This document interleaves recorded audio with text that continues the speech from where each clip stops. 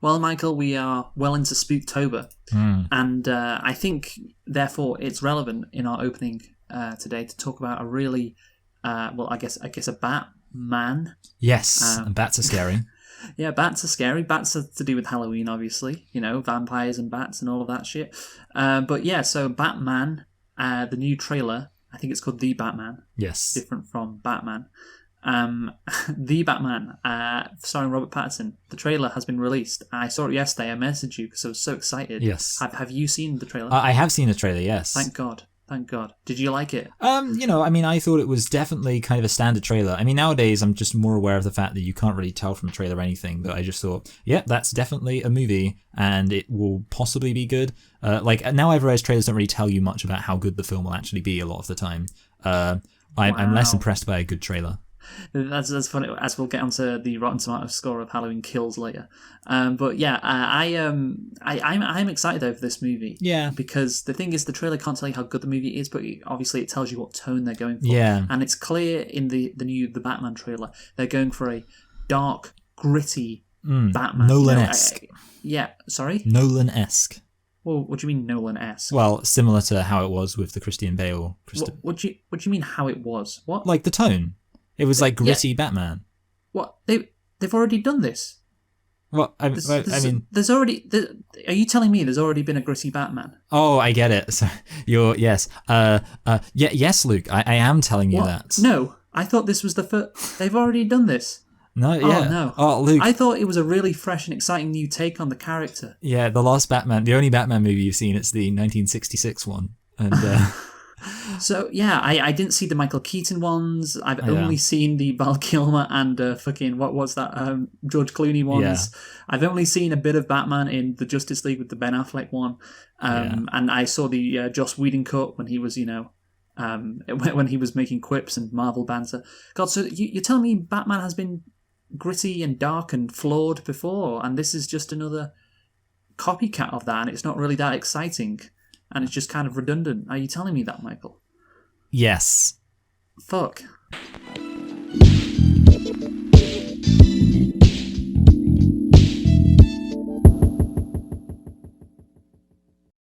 Hello and welcome to Select and Reflect, the movie review podcast where we look at films that have come out in the near and distant past. We give them a couple of watches and evaluate them beyond first impressions. I'm your host Michael and I'm joined as always by my co-host Luke. And this week we are continuing to celebrate Spooktober by looking at some slasher films. And obviously last week we looked at Halloween, and this week we are looking at Scream, except not Halla, just Scream. So Luke, why don't you tell us a thing or two about Scream?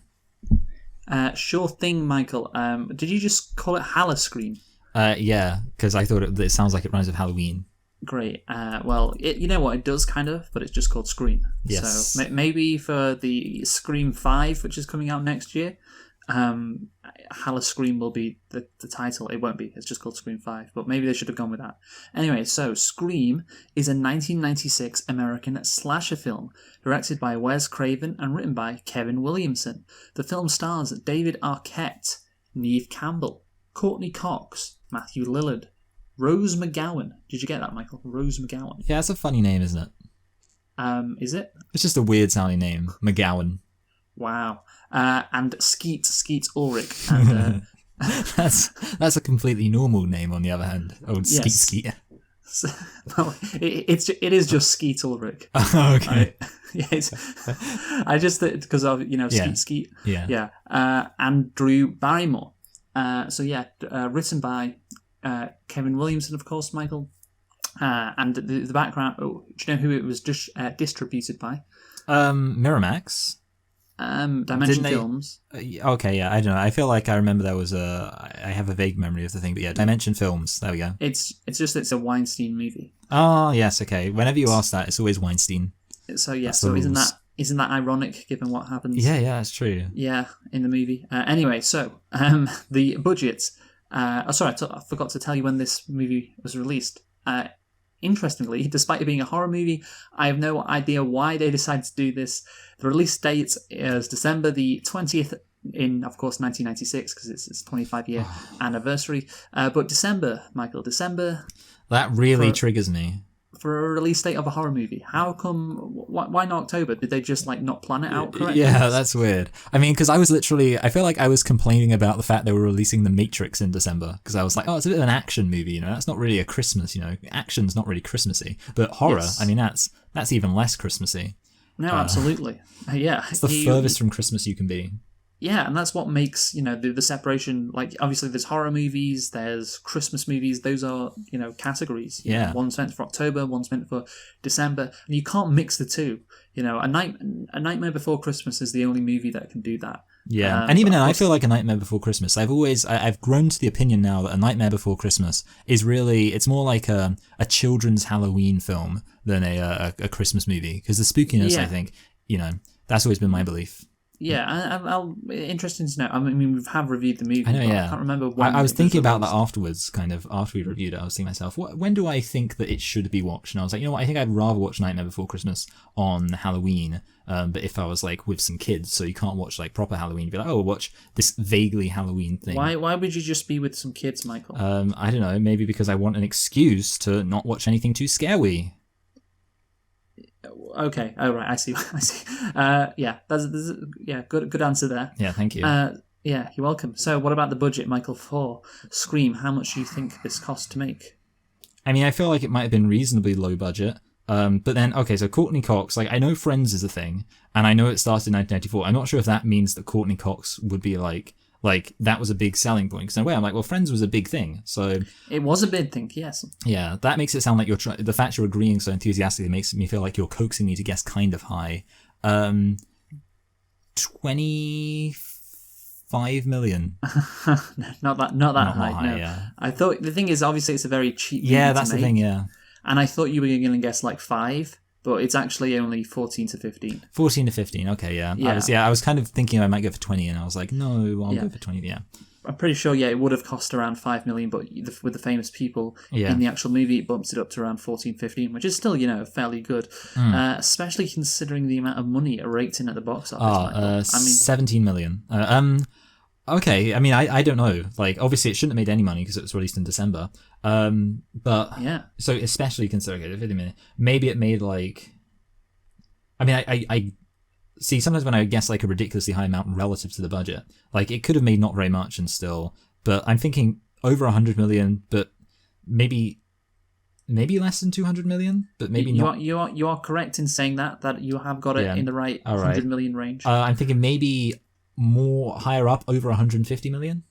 You are correct, yes. I was possibly, in my head, I've got 180 million, so I'll just say 180 million. Oh, 173. Okay, yeah. 173, but yeah, no, that makes sense, given, of course, the popularity of this movie, how it revitalized the slasher genre, which of course we will get into while reviewing this movie. But yeah, imagine how much it would make if it was released in October. Yeah. Actually, I'm not sure that's true because, of course, December, people have more time off to go see movies, so it makes more sense from a genre perspective, but perhaps it wouldn't have made as much at the box office. But yeah, $173 million for Scream.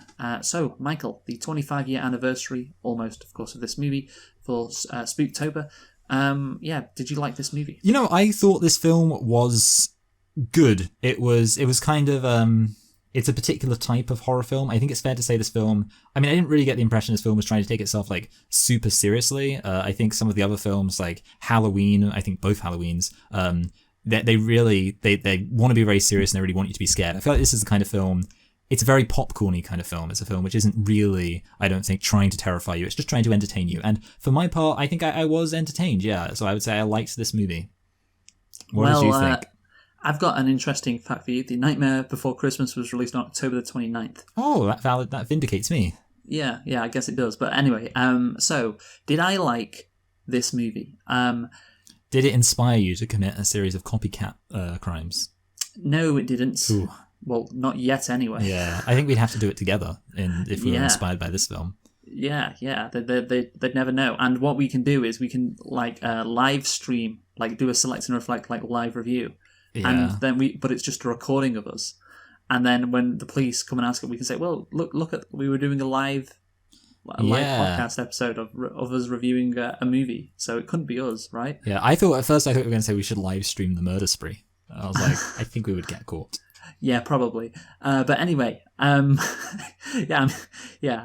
you're doing that, you probably don't mind about getting caught. Yeah. I'm guessing. But yeah, I didn't really like this movie too much, to be honest. I thought it was all right. I think, to be honest, I like a couple of things that this movie brought to the table, but things could have gone in a more exciting direction. I feel like, honestly, it's okay. Like, it's okay, and I can see why it was so successful, and I can see why it revitalized this slasher genre. That's just because the movies before it was so bad. So the contrast is it makes this movie look good. I think it's fine. Like, it isn't great. I don't like it, but it's not the worst thing ever. Basically, somewhere in the middle. But of course, we'll get to our rating later, Michael. Firstly, yes. How many nitpicks do you have? I have 2 and 1 lit pick. Okay, I have 3.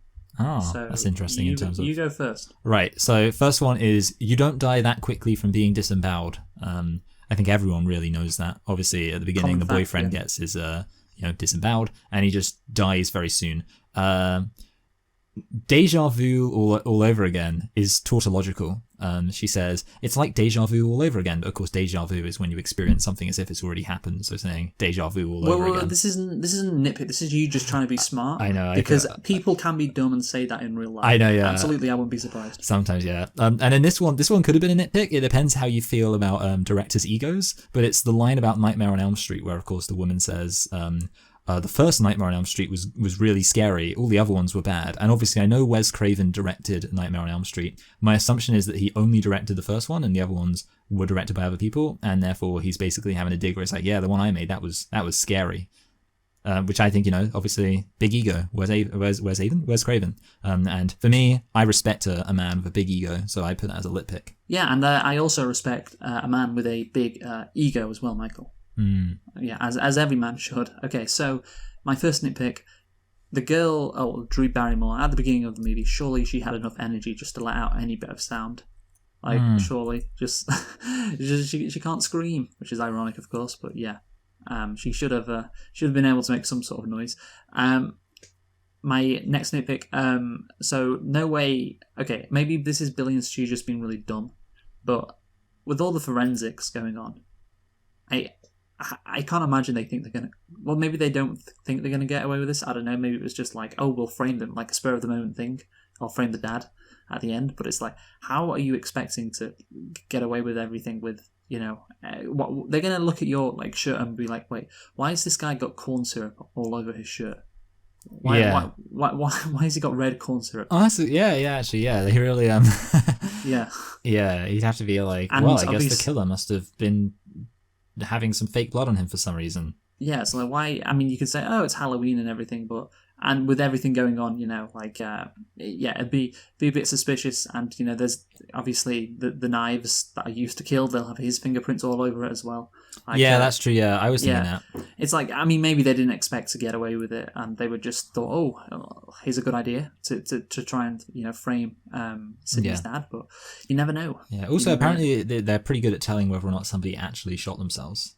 Or if they were assassinated by someone else. Yes, because you can tell from the angle of the gun as well, and where the bullet comes out, you can tell how tall a person was, what position they were in, etc., etc. Yeah, they committed suicide with 2 gunshots to the back of their head, as people like to say about Hillary Clinton's enemies. That's good. That's a good one. Yes, that's interesting because of course there's been some Epstein news this week. He was trying to make a deal with prosecutors. And it was going to spill the beans on Donald Trump and Bill Clinton, and he somehow, he thought he could get himself out of this situation. He somehow died, somehow managed to hang himself, which apparently shouldn't have been possible. But anyway, that's for another time, perhaps even another podcast to talk about that. And my last nitpick is on you, Michael. It's on you. So this is what I don't get. This is why I order the movies, because I know you're too dumb. Scream 5.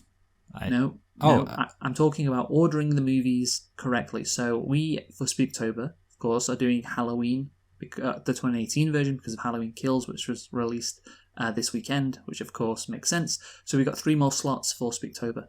The first slot, of course, was this movie, Scream, which we are reviewing. Then the next 2 are Friday the 13th and also Texas Chainsaw Massacre. 2 slashers. I bet, from ages ago, from like classic slasher movies. This movie, Scream, specifically references those movies and basically is all about like deconstructing the tropes in those movies. So surely it should have been at the end after we'd seen all of those other movies. Sense to do this movie at the end and do the Texas Chainsaw Massacre and also Friday the 13th first before Scream. Yeah, so the actual, you do make a very good point, and in my head I did actually think to myself, not with any judgment on myself, just completely neutrally, I thought to myself, we're going to be reviewing Friday the 13th. But because I'm a very non-critical person, I never internalize that as me having made a mistake. So the thing is, the reason why I did do it in this order is because I was like, Halloween Kills was a very recent film, so I'll like go backwards in time. So, Halloween Kills, I keep saying that, not Halloween Kills, Halloween 2018, then Scream, which was before that, and then Friday the 13th, which was before that, and then, but yeah, you're right. You know what, Luke? I can't deny it. It would have been better to round it up on this film, which is of course a bit of a homage to the genre. Yes, exactly. It would. That's the thing. You're right. This is a homage. It's a meta movie on the genre, and it would make sense to do all those genre movies first before we get to this point. But no, you decided to do Scream because we're going back in time. Yeah, that's another great reason.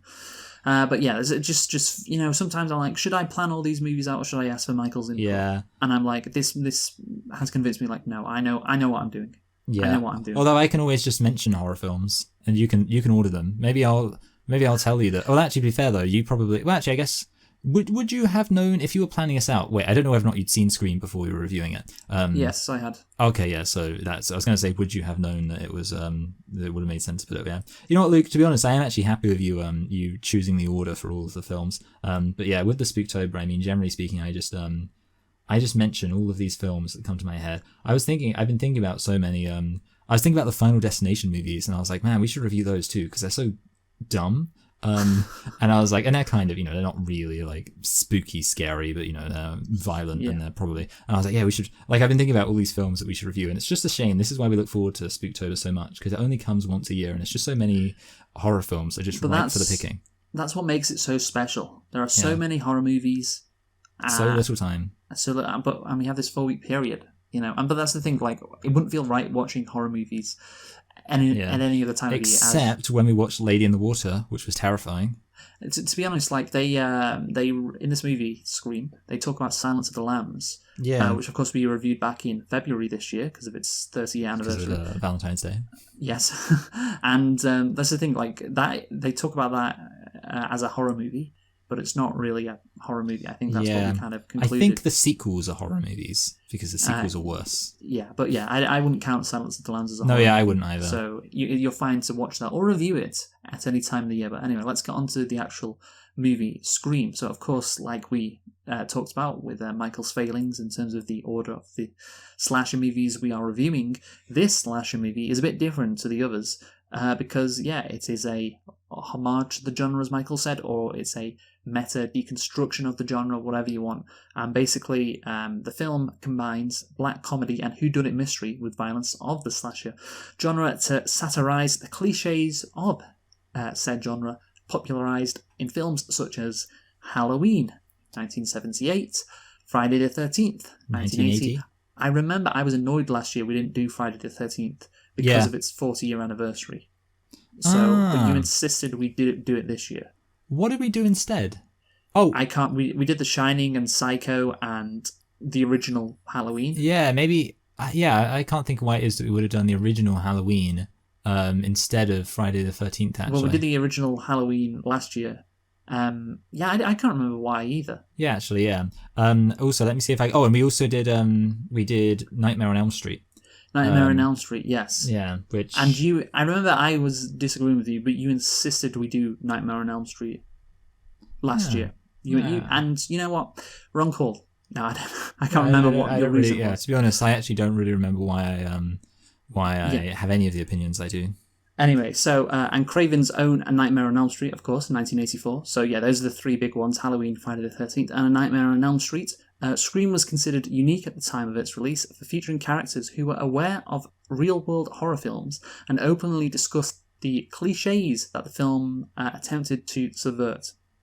And I think that is pretty unique. Well, it is, of course, at the time. And now, I obviously, you're not American, Michael. No. But anyone who is American, you.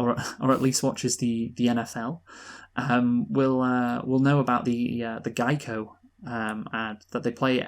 They definitely play. Oh, the Geico lizard. Yeah, well, it doesn't actually feature the Geico lizard, this ad. They played it last year in October, and they're playing it this year again.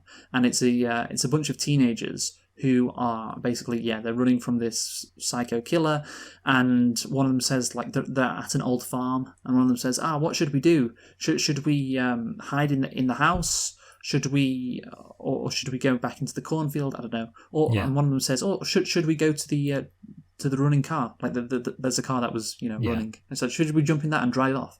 And, like, one of them says, no, stupid, and let's go hide behind the chainsaws in the garage. Yes. And that's what they do. And they go and hide behind the chainsaws in the garage, and then it cuts to the killer behind them, just, with his chainsaw, just shaking his head like, these dumb kids. They make it so easy. And the point of the ad is, people make bad decisions in horror movies. So that's why we need Geico. But Geico should have got that insured Geico. Yes, but Geico makes good decisions. Oh. And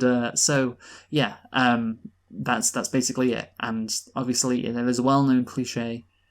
We talked about it. You talked about it last week. I remember it's mentioned in YMS one time did a review of this really bad movie called Amusement, and basically it's a situation where a woman's being chased by like a stabby slasher killer, and she gets outside, and YMS like, what do you think she's going to do next? Do you think she's A, going to get in her car, B, go round to a neighbour's house, or C, stand where she is and scream for help? And if you guess C, then your expectations for this character are too high, because what she actually does is goes and hides in the shed. Oh dear. So yeah. Oh dear. Stupid people. Yeah, I know, but that's the thing. That's obviously the cliche with horror movies, and for good reason, obviously. Yeah. And this movie, of course, discussed those cliches, and basically, obviously, we'll get into that later. But that's what this movie, how this movie separates itself right from off the bat. Characters are aware of the previous horrendous mistakes that other characters have made in horror movies. But anyway, Scream was credited with revitalizing the slasher genre of the 1990s, which was considered to be almost dead, following an influx of direct-to-video titles and numerous sequels to established horror franchises of the 1970s and 1980s. Of course, Michael, who can forget Jason Takes Manhattan? And Halloween the 5th. Mike Myers. What? Isn't there the Jason? Wait, there's the Halloween one where it's like something about they're in a different dimension. Sure. I can't remember. I don't know. I just like a load of them just come. I can't separate them in my mind, like one compared to the other. But yeah, obviously Friday the 13th, Halloween, Nightmare on Elm Street, just a long list of sequels, which just again, it's very easy to make some money out of them. But anyway, these sequels drew decreasing financial and critical success. Naturally, you'd expect that, as they exploited cliches upon which films in the genre had become reliant. But this one, of course, turned things on its head, openly acknowledging these cliches. It became the highest-grossing slasher film, did Scream, until the release of what movie, Michael? I Know What You Did Last Summer. No. Okay, I thought maybe. Is it a kind of sequel kind of film? You know what? It's something that we may have reviewed very recently. So is it Halloween? Yeah. Yeah, makes sense. The 2018 version of Halloween. Yeah. Which, of course, we did last week. The plot of Scream. We follow a character called Sidney Prescott, a high school student in the fictional town of Woodsboro, California, who becomes the target of a mysterious killer in a Halloween costume known as Ghostface. Basically this killer tries to kill Sidney, does kill, of course, Drew Barrymore at the beginning, which we'll talk about, tries to kill Sidney, and eventually throughout the movie does, and we have a nice twist at the end at a party. It is obviously quite meta, which we'll get into. That's what a lot of this movie relies on, the meta aspects. But the plot overall, it's very simple, and without the twist ending at the end, I don't think this would be remembered a lot. But that's pretty key to it being remembered as a good movie. But because I was just thinking, we'll go through the scripts in a bit, but just the plot is like kind of, it kind of like, do you know how long the end scene is when they're at the house. Well, yeah, it's like basically 40 minutes or something. Yeah, it's like half the movie. Yeah, exactly. The quote unquote last scene. It's a very thin plot, which I have some issues with later. But yeah, well, I mean, it's probably what you expect, right? Maybe from a horror movie. Yeah. I mean, I thought the pacing is interesting actually. One of the things I was thinking about is the fact that this takes place over several days. Which of course is different from the Halloween films. And in some sense, I think maybe that helps the pacing, because it's a bit like you can have... It doesn't feel quite as hectic in a way, where it's just like everything's happening. It's sort of like it gives each kill kind of some room to breathe. It's like you can have a kill happen, and then you can have people react to the kill. And I kind of like that. But yeah, it's interesting how quick... when you do have an eye on that, progress bar, and you say, oh wow, they're already at the house for the big party thing. But yeah, so I agree, definitely the pacing is strange in that sense, although I would say broadly my opinion on the pacing is that it pretty much works for my preferences. There wasn't any moment which like irritated me in terms of the pacing that I can think of. So yeah, I'm kind of fine with it. Okay, well, I'm glad you're fine with it. Yeah, but anyway, that's what matters. Let's get into I do have some issues with the twist and how it could have made the plot better and everything, but we'll get into the actual the script, Michael. The script of this movie. So, the opening scene to the movie. I remember, actually, I can't remember what I was doing that night, why I didn't watch the movie beyond this point, but... You got scared. No. I'm talking about when... we were at university, and it was probably you who put this movie on. I remember seeing the first scene in the movie. Like, it was probably around Halloween time. And I remember, obviously, I'd seen it... had I seen it before at that point? I think I can't remember. But anyway, I just remember thinking, wow, this is just an incredible start to the movie. And obviously, I went somewhere after that. I don't know if I had to go somewhere to, like, play some sports, at night. I'm not sure. But yeah, it was just like... Like a regular Steve. Yes. It was just... It is absolutely captivating. That first scene, it really is. And I don't know, the obviously, the voice is going through a voice changer, whatever the device is called. Yeah. But, the guy talking on the phone to Drew Barrymore, the people, I guess, the voice sounds like Jack Nicholson. Oh yeah, definitely. Yeah. Is your boyfriend there? Do you have a boyfriend? What's your favorite scary movie? Yeah, I don't know. That's just what I thought. I can't really do a good Jack Nicholson impression. But yeah, what do you think of the opening scene, Michael? Yeah, I think it is really good in terms of like setting it up, and I think it kind of makes sense for I would say this. It's probably in hindsight, it makes you realize that the opening to Halloween 2018 is pretty lame compared to this, because I do think if you're going to have like a slasher movie, it makes sense to really start off with something that kind of is genuinely like, well, not creepy, but establishes kind of the tone of like, oh, it's going to be people being killed. It starts off with a bang, and yeah, I liked it. In a broader sense, I think you could say like, there are like silly things in some sense. Like I think you could make an argument. Like I was thinking to myself, why doesn't she just run to the car? Like realistically, just sprint, because at the end of the day, her options are stand there just forever and hope not to get caught, or run away. So when is this? When she's like outside of the thing, she's like by the window and she sees the car coming, and it's just like, obviously there's the standard she was scared and stuff and things like that, but it seems pretty rational to be like, you just sprint for the car.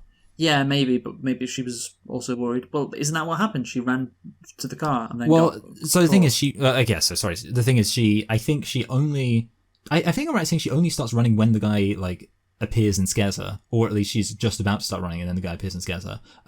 Whereas obviously like she has a while before then and she's like, oh, should I run? And it's kind of just like, in general, like with these, I think one of the big problems with slasher films, there's always that big issue of, it's like a recurring thing of when the woman, usually it's a woman, gets outside of the house, at that point, she almost always has to be a little bit stupid. Like we kind of already referred to it, because otherwise they can just escape from, it's not, once they're outside the house, especially seeing as most of the time the villains in these slasher films are ostensibly just human beings, and in this case not even like a super strong, super incredible human being. She could, but here's the thing, Michael, you're trying to get this, you're getting bogged down in like, she could have done something differently. Like the fact is, like, yeah, maybe she could have, but I don't have that big a problem with it. And it is an incredible first scene. And sorry, I'm being she she goes from like playfully flirting with him to then, of course, what does the killer say?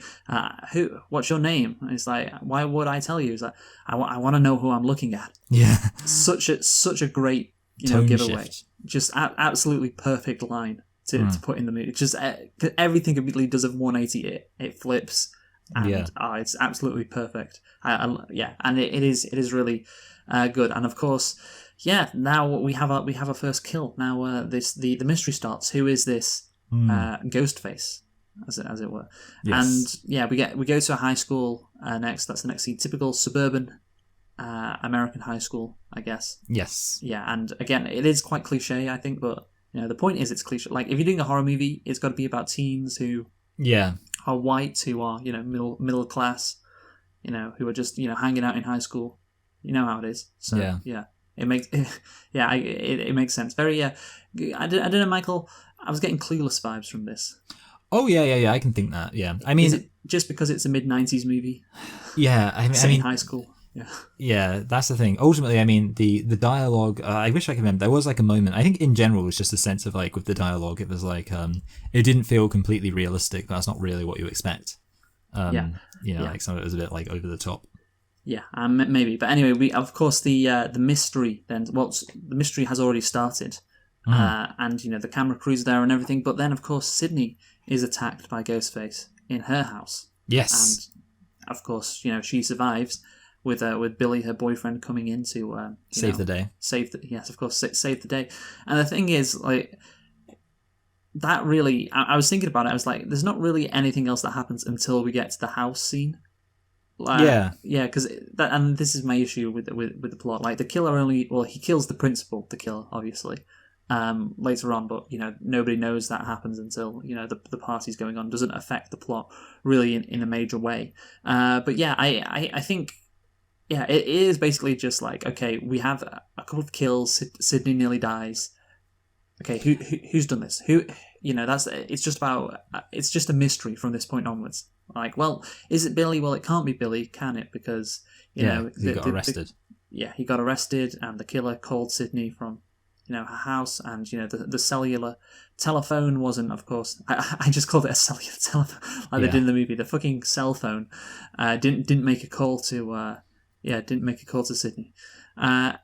Basically, there's also the mystery about what happened to Sydney's mother. That's another mystery. Was it her dad who killed him? Was it some weird... I feel like... Am I right in saying that he was like an immigrant kind of guy, or am I just completely making it up? I think you're making it up. Yeah, okay. Yeah. But he was wrongfully accused, so I'm not saying that an immigrant did it. Yes, good. I'm just saying an immigrant would be wrongfully accused. Yeah, the guy on death row, who of course Sydney spoke at her trial.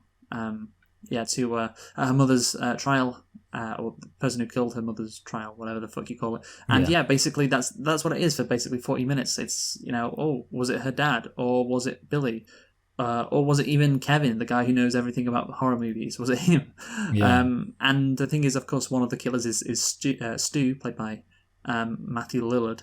And the thing is, with him, you never really get the moment of, oh, is it him? And that is disappointing, because I think that would be good. Because otherwise it kind of like, if they don't say, oh, is it him? It makes you think, oh, maybe it is him. Yeah, because they're not pointing it out to you. Because, if there's a twist, it's always one of those characters that never actually gets, fully... gets fully in the spotlight, just kind of off to the side. And he's like absolutely typical in one of these movies. Oh, it was actually him. That would absolutely not surprise anyone. Yeah. It turned out to be the case, and it was just him, of course.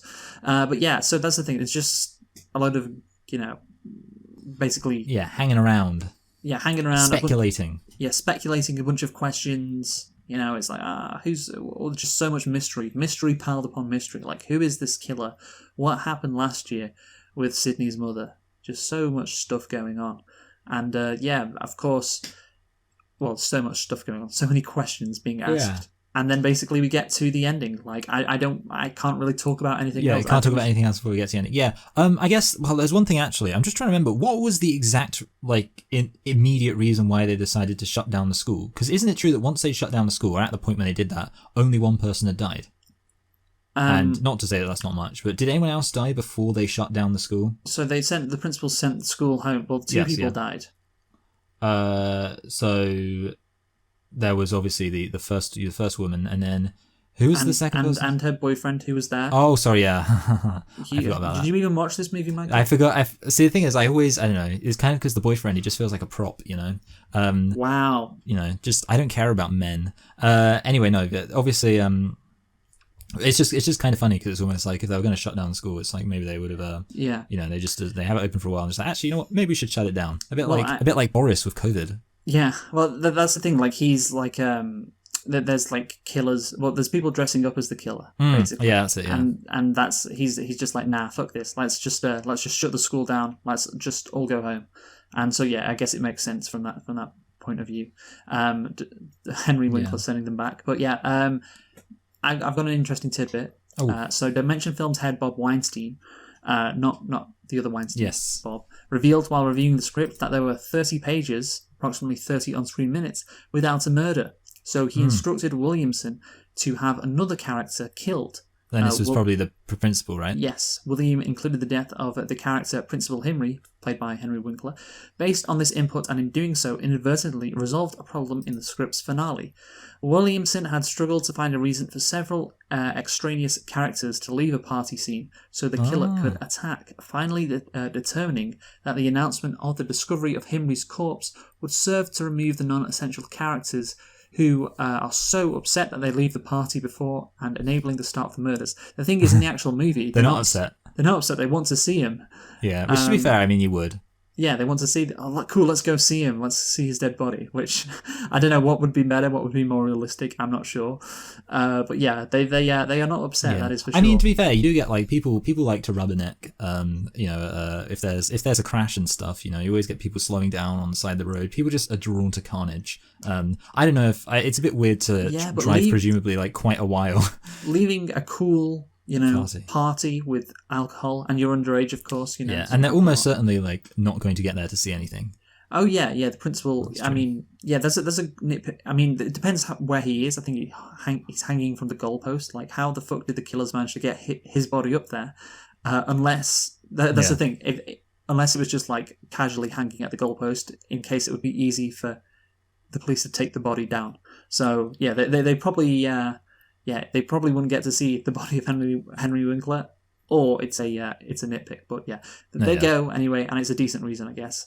But yeah, so of course we get to the end of the movie. Yeah. And of course, Billy has sex with Sydney. She loses her virginity, which is interesting because, of course, in horror movies, the virgin always has to stay alive. Yes. And if they're watching Halloween, Jamie Lee Curtis, we discussed that last year while discussing Halloween. Now, she doesn't have sex, so yeah. And of course, as we saw in Halloween, the 2018 version, the guy who was so getting dry fucked tonight, he died because he was getting dry fucked. Oh yeah, that's my favourite line. I don't know. That's the line of that film that sticks with me. Just, you're so getting dry fucked tonight. It's a great line, to be fair. No. Are you talking about the guy who's a stoner?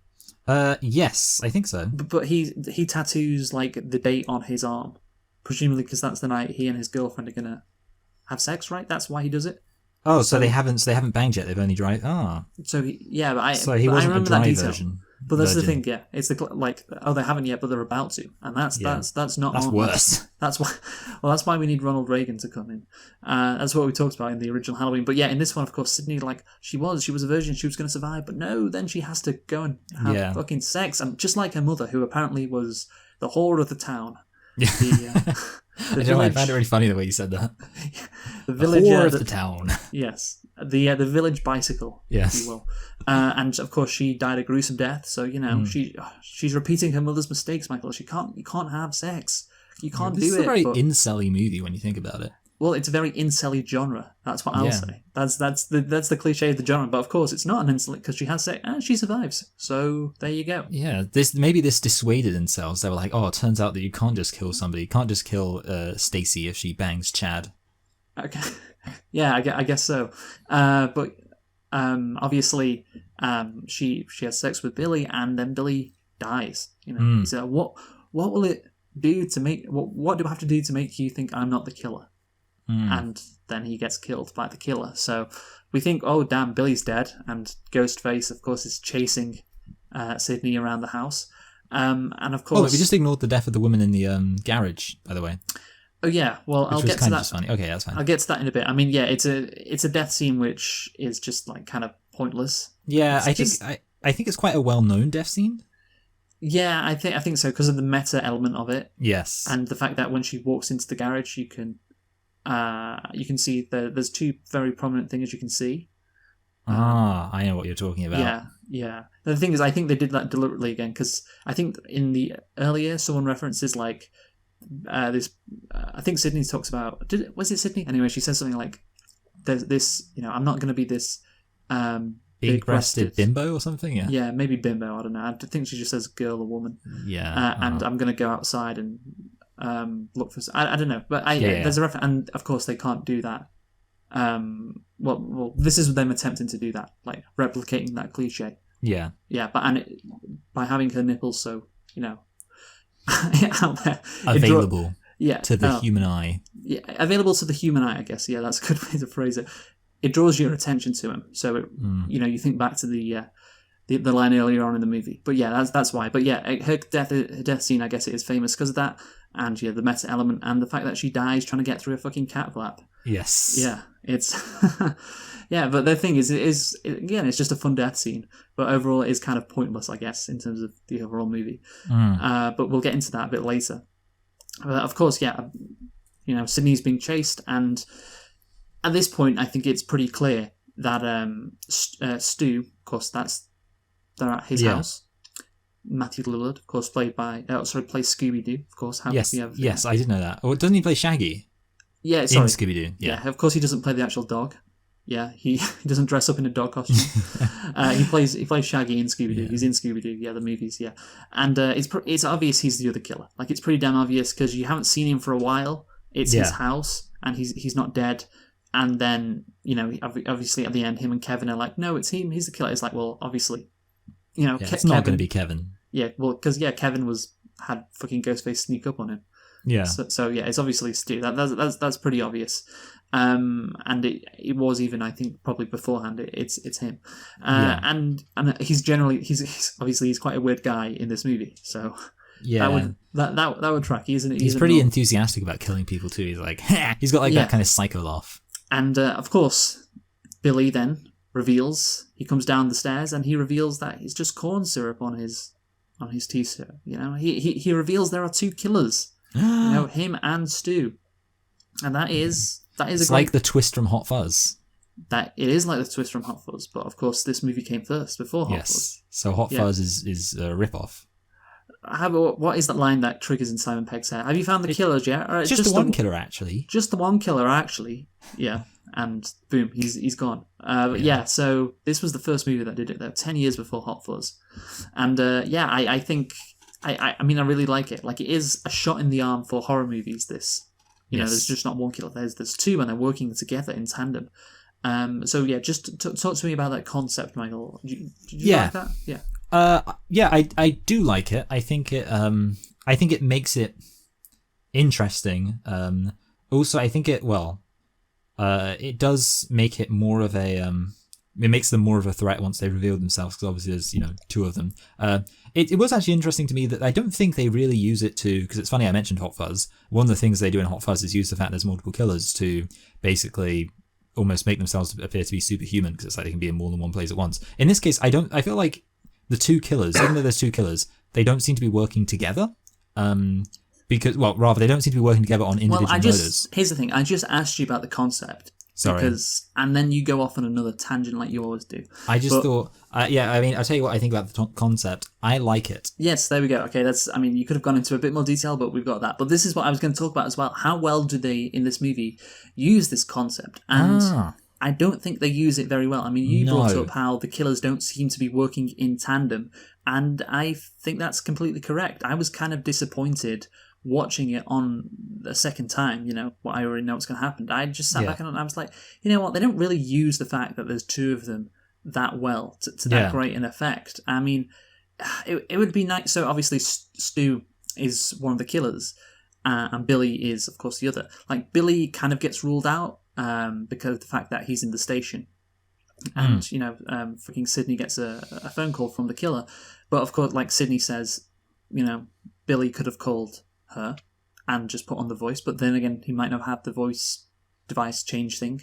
So it would make sense that is Stu doing that. But again, it's not. What would have to happen is he's in custody, and then Ghostface kills again, right? Yeah. So he's in jail, then Ghostface kills again, and well, that proves it's not Billy, and so Billy comes out, and then later on, Stu is accused, and then the Ghostface kills again, like while he's being questioned or while he's doing something, and maybe the police are giving him an interview. And there's fucking what's he called, Dewey, reports in there's been another murder, and it could, it happens. It's happened really recently, and then it's like, oh, it can't be him, and there's a couple, the police are basically narrowing down this list, and it's like, well, who the fuck is it then? And there's just this big question about like who could it be? And it's like, oh, there's two killers. That makes sense. They're alternating. But the thing is, Stu is never questioned, so he never has to prove it's not him by Billy going and killing someone. Yeah. And with Billy, like he, it could have been done better as well. And basically, I do think it is an issue with this movie that, of course you could rule out Billy, but Stu, he's never interrogated, so he could have done all the killings then. Yeah, and that's therefore, true.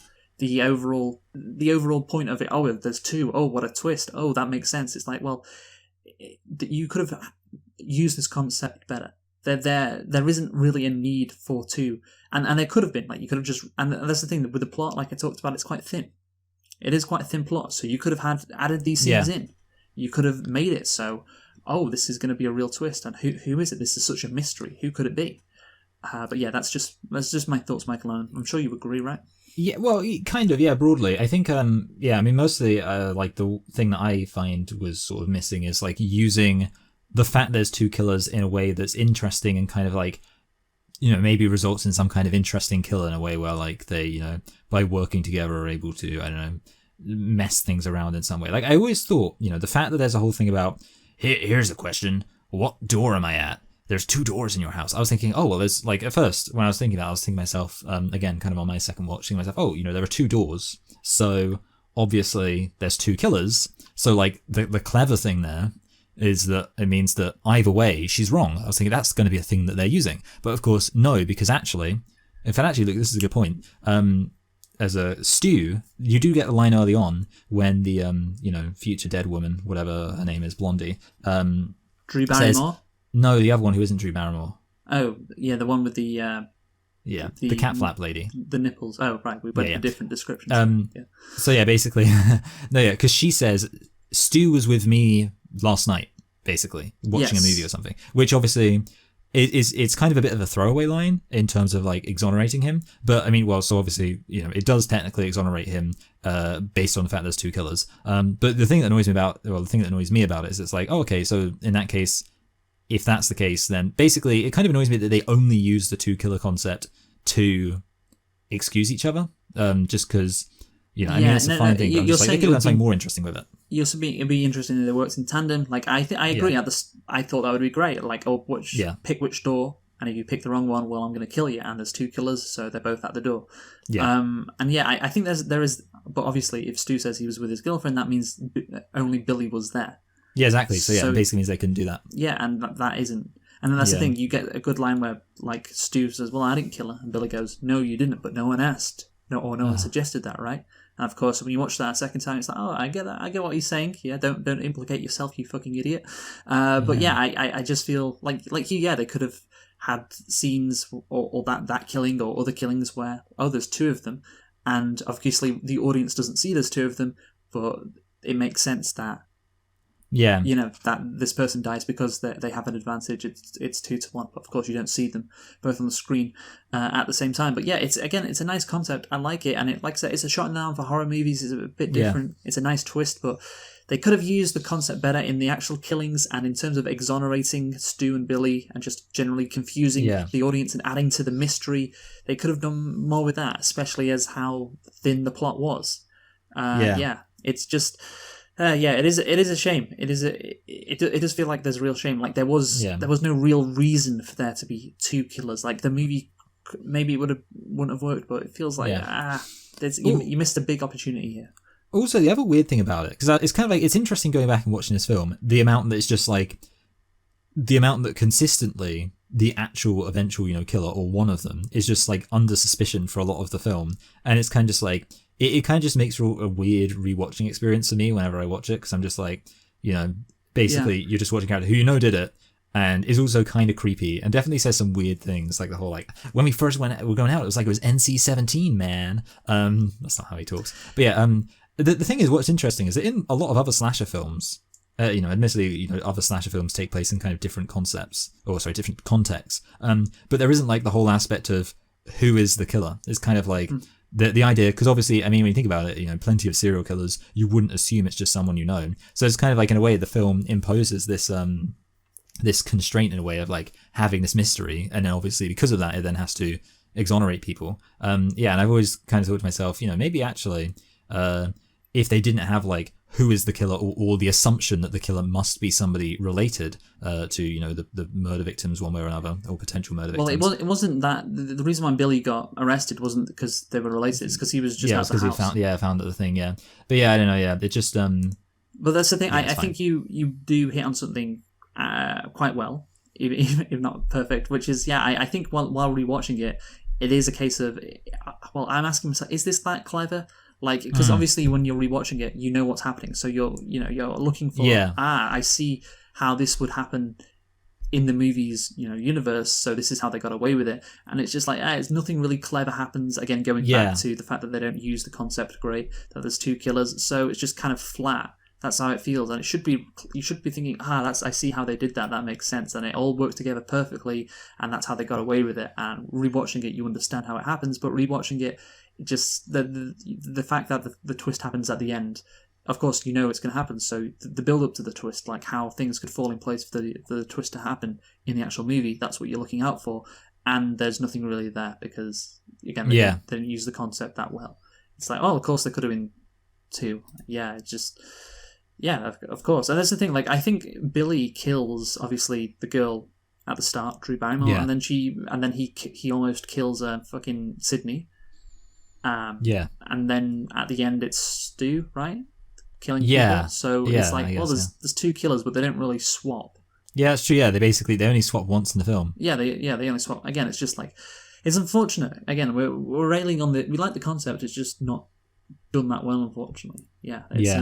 This mystery, they could have done a lot better with this mystery, Michael, unfortunately, but they missed it. I would it. Yes, I would like Sydney at the end of the movie. I would like it if she looked at fucking Stu and Billy, and they both had their ghost face masks on.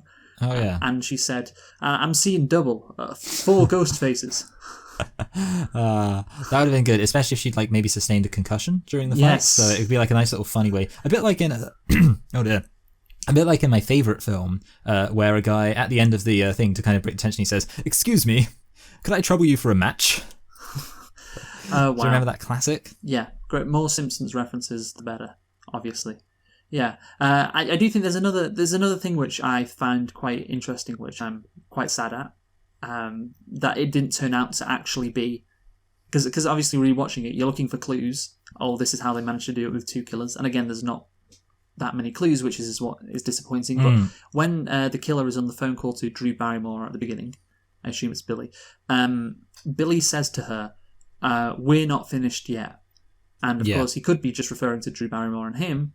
But he could also be, "We're, like me and Stu, we're not finished with you there." And I was like, could that be like, that's that's something that I caught, but because of course Stu apparently wasn't there. Yeah, Stu wasn't there. He ruins everything, doesn't he? Yeah, it does ruin it. He was just talking about himself and Drew Barrymore. Like, we're not finished yet. So again, it's just another like, that's a damn shame, isn't it? They didn't go further with that. It's a crying shame. Yeah, it is. So sorry to shit on the concept, but a lot of problems, unfortunately. But anyway, let's talk about the ending. Of course, I just have a few issues with it because it's like a big mess. Like, there's just so many things which don't make sense. Like with the fucking reporter crashing her car, and then Stu thinking she's dead.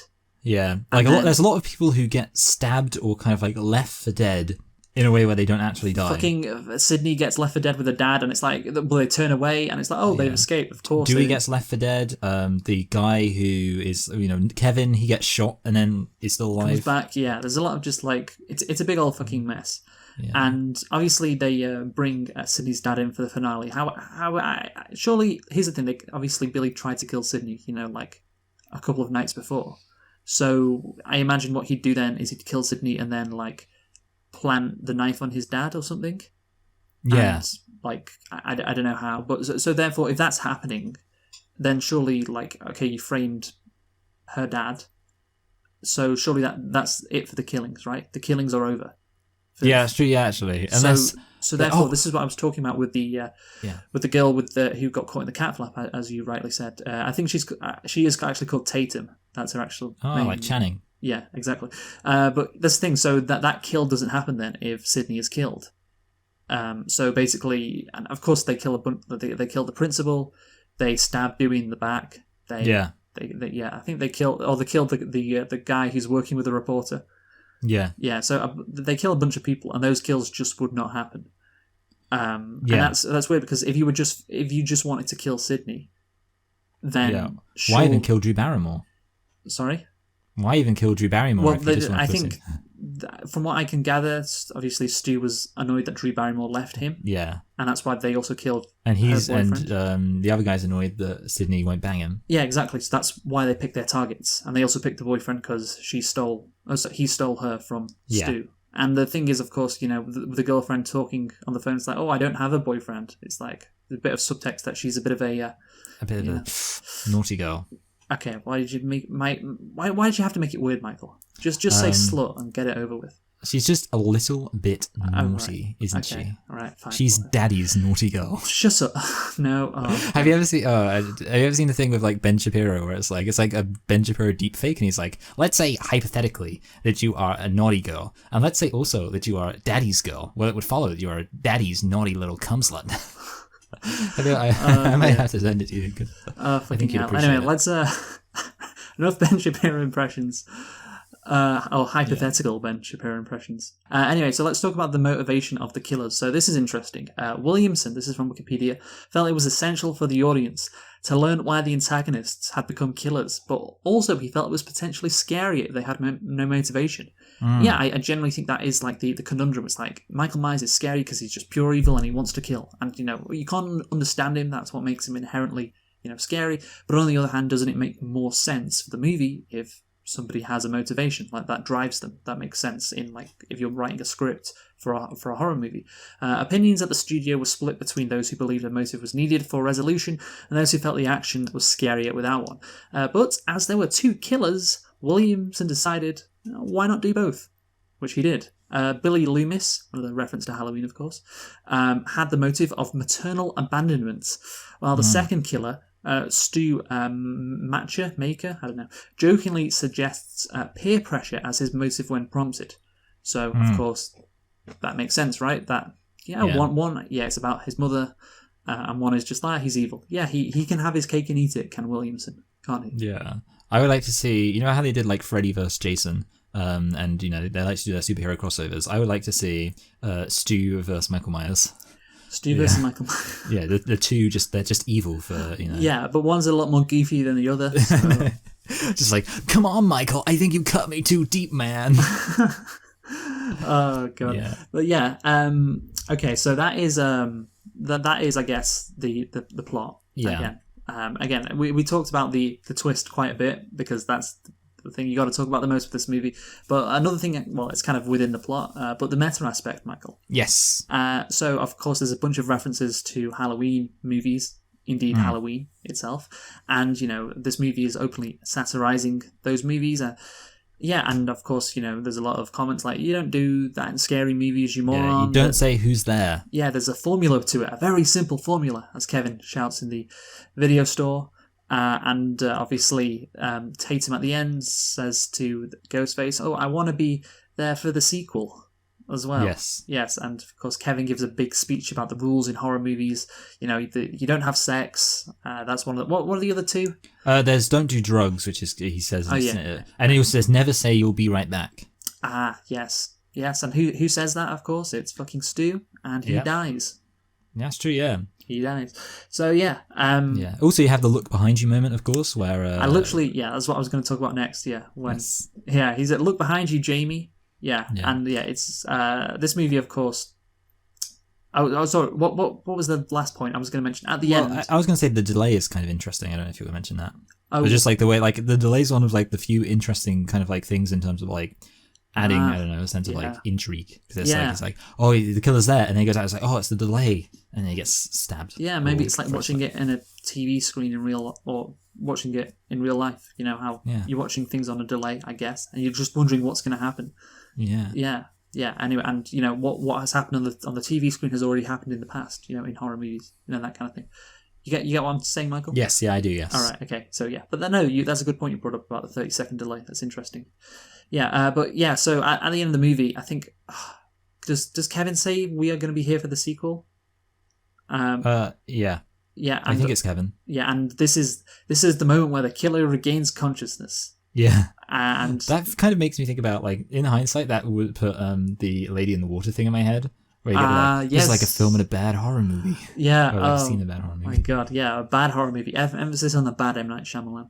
But yeah, and then of course she says, Sydney, not in my movie. Yeah. So yeah, it's just so meta. That's the thing. Like, I think if they're going down this path, Kevin should have been impressed with the fact there was two killers. If you're going that far, he should have made a comment. Yeah, like, wow, two man. I never broke new ground. Yeah, it broke new. I never saw that coming. But yeah, is it a bit too meta? That is the question, because of course, you know, you're deconstructing this genre, these horror movies, and you know that's the point of the movie.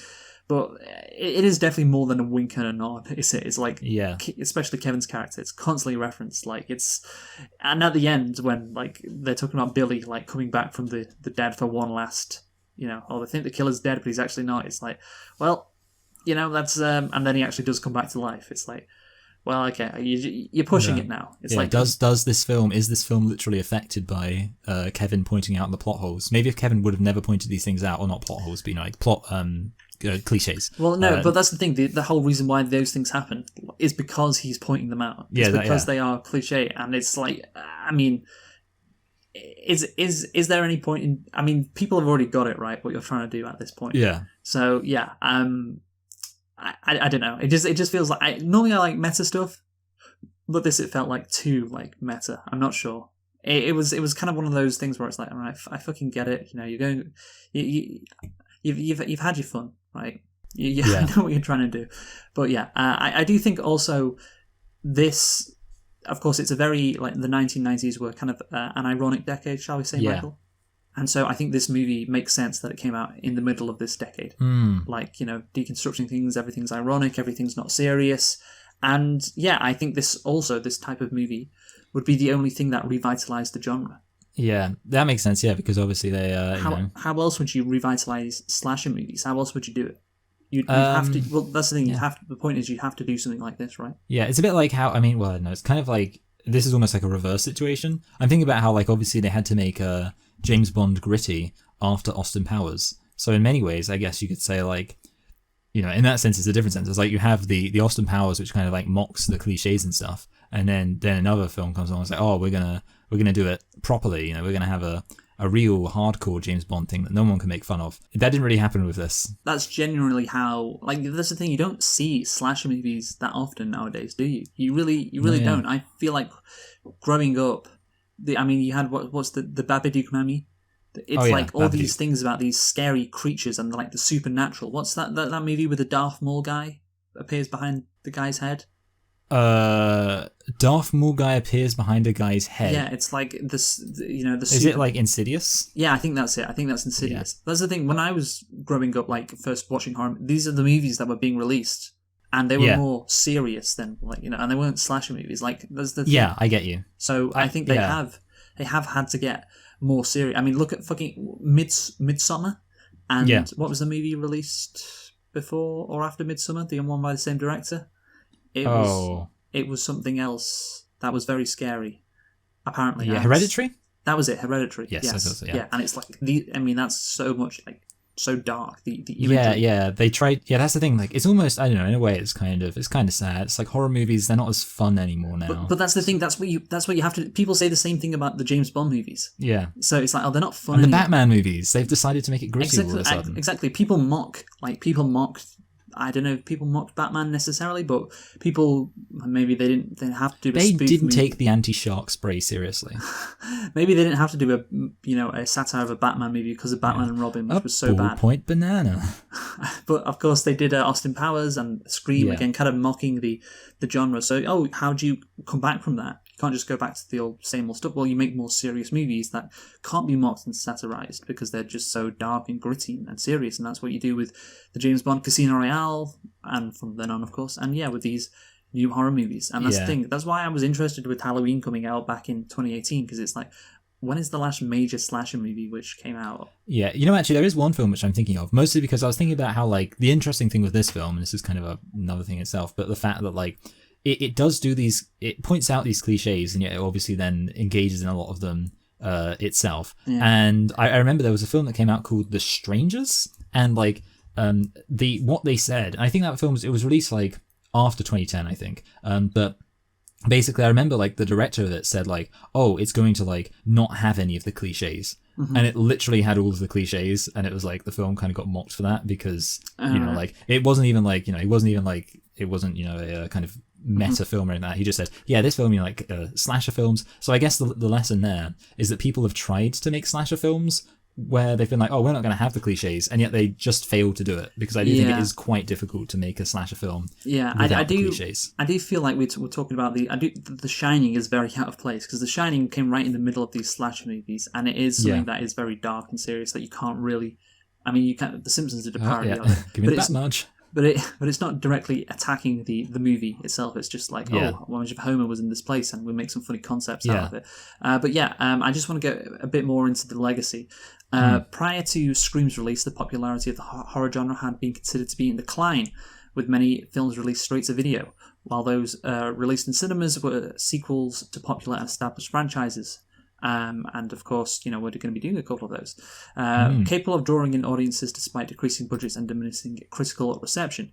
Yeah, I think you got the golden age of horror movies in the late 70s, early 80s, for about 6 to 7 years, and then everything just went downhill for about 10 years until this movie kind of regenerated things.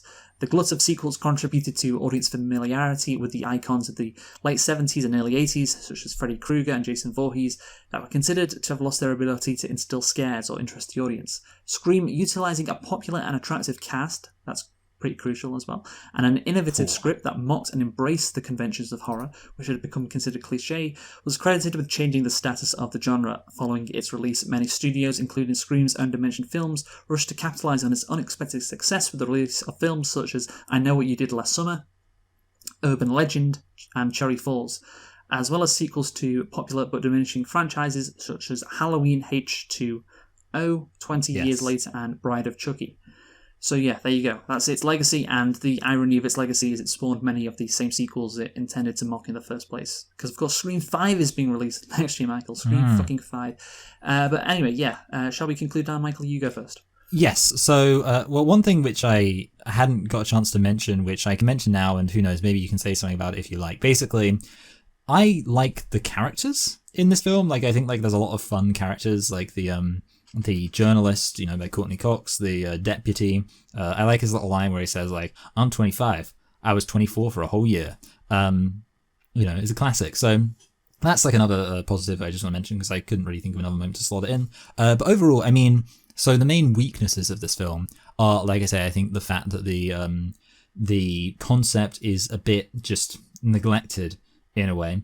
And it kind of just, like the whole kind of twist thing. But then the main strengths, I mean, I still basically like the pacing. I think I prefer the pacing of kind of, like I say, giving the murders time to kind of breathe compared to either of the Halloween films. Although I think this was a case where actually it was worse in the more recent one, of like just mowing through the kills, not giving it any room to actually like let them have an impact. I kind of prefer this, where you get to see people's reactions. And overall, I mean, I think there are a lot of things that I do actually, like about this film. Like I said, the characters, and I think also the individual kills are pretty fun. There is a certain, especially the first kill, there is like a goofiness to them in terms of like some of the cliches that do emerge, especially, you got the thing with like the garage kill. But overall, I mean, not a bad amount of strengths. And I think overall this film is just kind of fun, which is kind of what I think about when I think about slasher films. I'm torn between a high 6 and a low 7. I think just based on the fact that the central concept is kind of wasted, and I think rewatchability is a big thing when you talk about 7, I'm going to give this film a high 6. But yeah, not bad. And it's mostly, I do enjoy the film. I think there's definitely stuff which was not delivered, but overall, I'd say it's enjoyable to watch. I mean, I don't think it's that enjoyable. I think you hate it. It's not good, I'd say, but it's not like awful either. Like, it's just, there's nothing really awful about it, so I can't rate it that low. But yeah, the concept just underused, and that's the thing, it is an interesting mystery, I guess, if you haven't seen it, but there isn't that much to look back on in the rewatch if you have seen it, and that is the fundamental issue. Like, maybe you could look at some stuff and say, isn't that clever? That's what I wanted to do, but not really in this movie. As a first time, the twist is great, but yeah, it could have been better. I do like the concept, which is why it's such a shame. I guess the meta aspect is appreciated to some extent, but, I guess at the time it had more effect. The fact that you had all these fucking movies like Jason Takes Manhattan, Friday the 1938th, get it? But yes. Halloween the 9th. But yeah, that's the thing. Back then it's like, oh, this is fresh, this is new. Looking back on it, it's like, well, yeah, I don't know. It doesn't have the same effect, like rewatching it in 2021, I guess. Also, this movie is not scary, which we didn't really talk about. Which we should have perhaps discussed. I don't find this movie scary. Oh yeah, it isn't scary. And maybe that's the point though. Like that, the point is it's not scary because you have these guys running around like in this stupid like $5 costume, and the scariest scene is the first scene, and after that it just drops off a cliff massively. But yeah, again, maybe that's not exactly what they were going for, scariness. I guess if you're deconstructing a genre and like pointing out its flaws and mocking it naturally, if you're taking that unserious tone, it's not going to be that scary. But anyway, Michael, you gave it a high 6. I'm going to give it a 5, just a 5. I was thinking 4.5 or 5, but I settled on a 5. Anyway, what are we? Oh no, sorry, we got to go through Halloween Kills. Yes, I can't remember what I said. So you said you said 68. Yeah, I said 59. Oh. Apparently, this movie is like really, really bad. Like that's what a lot of people have been saying on Twitter. It's like awful. Like people didn't like Halloween 2018, kind of like me. But then they watched this movie Halloween Kills, and they're like, oh my god, I have a new appreciation for the 2018 Halloween. So its Rotten Tomatoes score for Halloween Kills, I see it, is 39. Oh, here it says 38. Oh well, whatever. I've got it down as 39. I'd go on the actual website, and I think it's different to the update on Google. If you actually go on the website, that's its most recent score, but whatever. It doesn't really matter, does it? Because it's not in between our scores. Oh, hold on a minute. The Guardian says Halloween Kills marks new high in horror renaissance. And the Guardian's always right. Oh my god, I can't believe that. Anyway. That's weird, yeah. But it literally does go against the critical consensus. So, that means since the score is 39, you get 29 added to your score. I get 20 added to my score. Yeah. And that means your score is currently 108. And my score is 104, which means I have retaken the lead in this epic battle. The last time I had the lead was on July the 9th, before we predicted Space Jam: A New Legacy. Wow. What that was going to get on Rotten Tomatoes. But yeah, so I have the lead back. I am now leading by 4, because of course lower is better. So yeah, you've got 108, I've got 104. So yeah, that'll be interesting to see who comes out on top, because it's so close and the lead's changing. It's just like Max Verstappen and Lewis Hamilton in the F1 World Championship. Michael, tell me what we got next week. Next week we've got the appropriately placed Friday the 13th. Friday the 13th, yes. So, really the partner, in many ways the stew to the Billy that is Halloween. Yeah, exactly, yes. And it makes no sense that we did them apart, but whatever. So thank you for listening. We've been selecting and reflecting on Scream, because of its 25-year anniversary, and the fact that it's Spooktober. Join us next week for Friday the 13th. Who have you been, Michael? I've been Michael. And I've been Luke. Thanks for listening, and goodbye. Goodbye.